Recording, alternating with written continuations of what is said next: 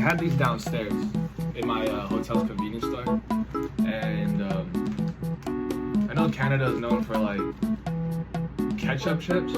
They're also known for like something else, like dressed seasoning, Tim Hortons. They had these in my convenience store, so I was like, ketchup.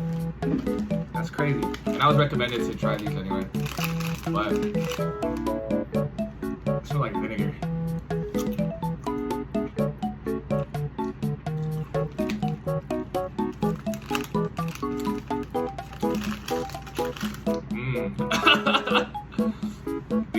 These aren't bad, by the way.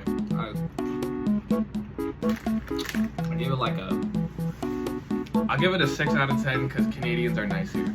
They're insanely nice.